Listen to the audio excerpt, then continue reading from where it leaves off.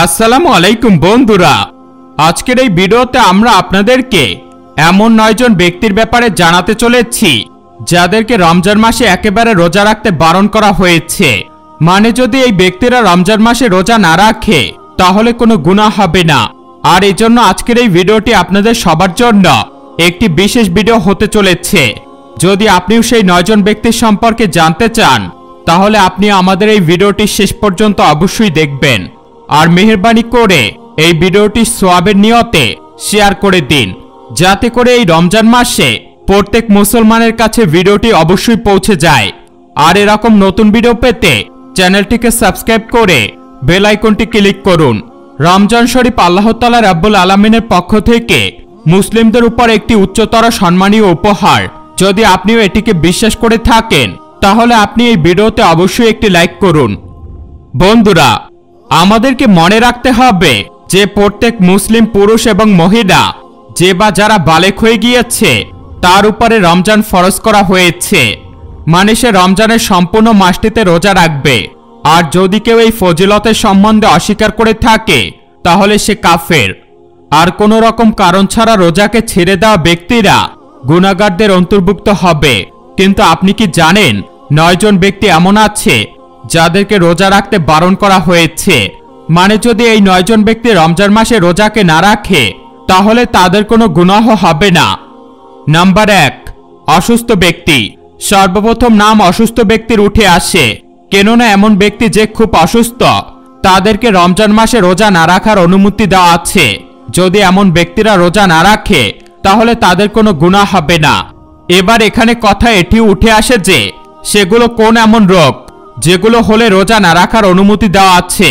তাহলে আপনাদেরকে জানিয়ে রাখি যে এখানে সেই সমস্ত সাধারণ রোগের কথা একদমই বলা হচ্ছে না, যেগুলো প্রায় প্রত্যেক মানুষেরই হয়ে থাকে।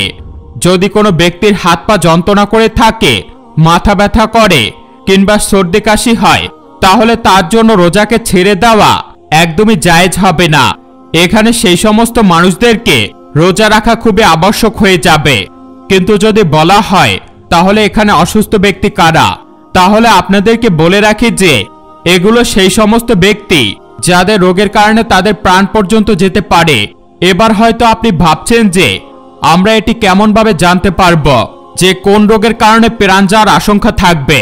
তাহলে আপনাদেরকে আরো একবার জানিয়ে রাখি যে যদি কোনো ডাক্তার আপনাকে এটি বলে দেয় যে যদি আপনি ক্ষুধার্ত কিংবা পিপাসার্ত থাকেন তাহলে আপনার প্রাণ পর্যন্ত যেতে পারে, অথবা ডাক্তার এটি বলে দেয় যে যদি আপনি রোজা রাখেন তাহলে আপনার রোগ আরো বাড়তে পারে, তো এমন অবস্থাতে রোজাকে ছেড়ে দেওয়া জায়েজ হবে। কিন্তু ছোটখাটো রোগগুলোর অজুহাত দেখিয়ে রোজা ছেড়ে দেওয়া জায়েজ হবে না। এবার যদি কোনো ব্যক্তি কোনো অসুস্থতার কারণে রোজাকে ছেড়ে দেয় তাহলে সেই ব্যক্তিকে সেই রোজাকে অন্য সময় অবশ্যই রাখতে হবে, মানে কাজা করতে হবে। আর এটি সেই সময় যখন সে সুস্থ হয়ে যাবে। এবার কিছু এমন ব্যক্তি থাকে যারা কখনোই ঠিক হবে না আর তার সময়ও খুব কাছাকাছি চলে এসেছে, তাহলে সেই ব্যক্তি নিজের ঘরের মানুষদেরকে এটি নসিহত করে যাবে যে আমার এতগুলো রোজা নষ্ট হয়ে গিয়েছে আর সেগুলোর জন্য ফিদিয়া আদায় করে দিও। আর ফিদিয়া হলো একটি রোজার বদলে একজন গরিব মিসকিনকে দুবেলা ভরপেট খাবার খাওয়ানো।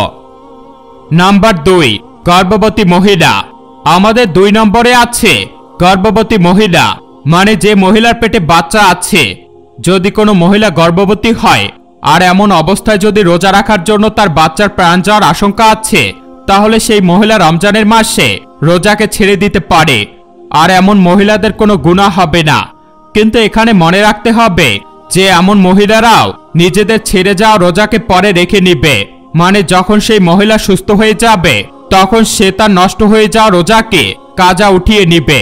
কিন্তু যদি কোনো গর্ভবতী মহিলাকে তার ডাক্তার বলে যদি সে রোজা রেখে দেয় তাহলে তার এবং তার বাচ্চার কোনো সমস্যাই হবে না, তাহলে সে সমস্ত মহিলাদের উপর রোজা আবশ্যক করা হয়ে যাবে। নাম্বার 3, দুধ পান করানো মহিলা। আপনাদেরকে বলে রাখি যে দুধ পান করানো মহিলা প্রথম জামানাতে হয়ে থাকত।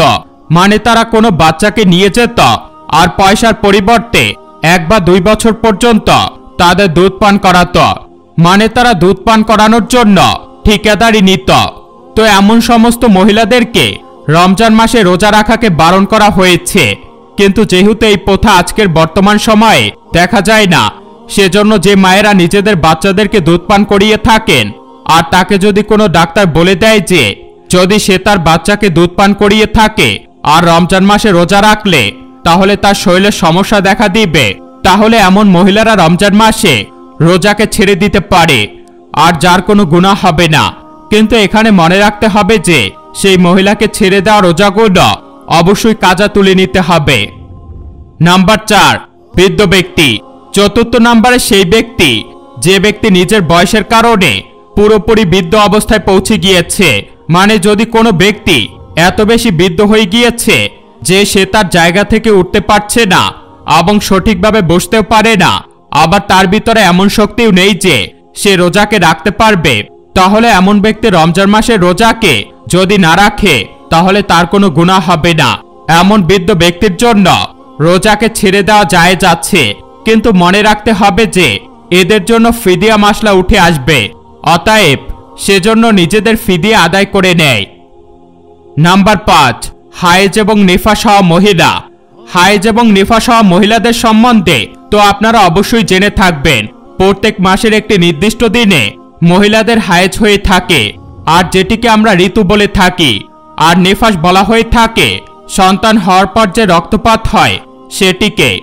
এমন মহিলাদের জন্য রমজান মাসে রোজা না রাখা একেবারেই ছুট দেওয়া হয়েছে, কিন্তু এখানে একটি কথা মনে রাখতে হবে যে প্রথমে যেই ব্যক্তিদের সম্বন্ধে আপনাদেরকে জানানো হলো তারা যদি তাদের রোজাকে রেখে দেন তাহলে তাদের রোজা হয়ে যাবে, কিন্তু এই হায়েজ নেফাসযুক্ত মহিলারা যদি রোজা রেখে দেয় তাহলে তাদের রোজা হবে না, এবং এমন অবস্থায় রোজা রাখার ফলে নিজেদের খুবই কঠিন গুনাহ হবে।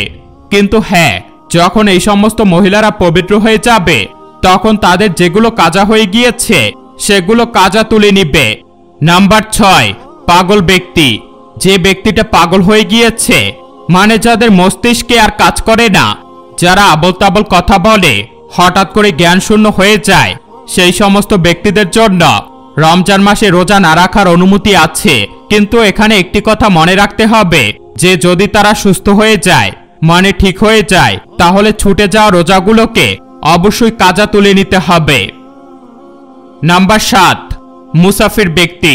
মুসাফির সেই সমস্ত ব্যক্তিদেরকে বলা হয় যারা সফর অবস্থায় থাকেন, তাহলে তারা যেন রোজা না রাখে, কিন্তু এখানে একটি কথা উঠে আসে যে সেটি কেমন সফর। তাহলে আপনাদেরকে বলে রাখি যে যেই সফর 92 কিলোমিটারের বেশি দূর হবে আর কমপক্ষে 15 দিনের নিয়ত করে ঘর থেকে বের হবে, এমন মুসাফির ব্যক্তিদেরকে রোজা না রাখার অনুমতি দেওয়া আছে, কিন্তু যখন তার সফর সম্পূর্ণ হয়ে যাবে তখন তার জন্য রোজা রাখা জরুরি হয়ে যাবে। এখানে একটি কথা খেয়াল রাখতে হবে যে যদি কোনো ব্যক্তি সফর অবস্থায় থাকে আর তবু সে যদি বলে আমি রোজা রাখব, আমার সফর খুবই আরামের, তাহলে সে সমস্ত ব্যক্তিদের জন্য রোজা রাখা জায়েজ হবে। আর সবচেয়ে উত্তম কথা এটি হবে যদি সফর সহজ হয় তাহলে তার জন্য রোজা রেখে নেওয়া ভালো, কিন্তু যদি না রাখে তবু তার কোনো গুনাহ হবে না।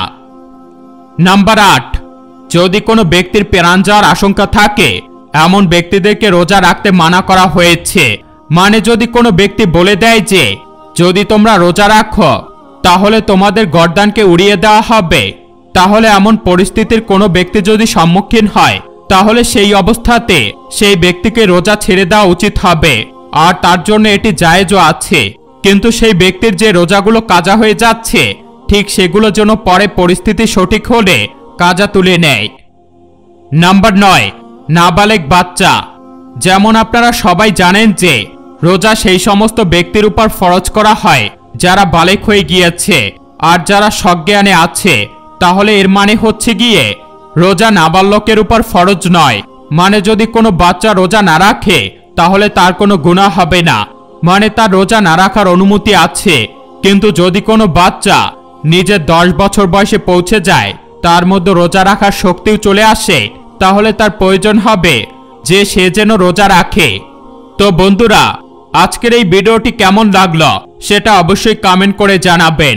ভিডিওটি ভালো লেগে থাকলে অবশ্যই এই ভিডিওতে লাইক করে দিবেন, আর আমাদের এই চ্যানেলটিতে আপনারা নতুন হয়ে থাকেন তাহলে আমাদের চ্যানেলটিকে সাবস্ক্রাইব করে পাশে রাখা বেল আইকনটি ক্লিক করে রাখবেন। দেখা হবে পরবর্তী ভিডিওতে। সে পর্যন্ত ভালো থাকবেন, সুস্থ থাকবেন। আল্লাহ হাফেজ।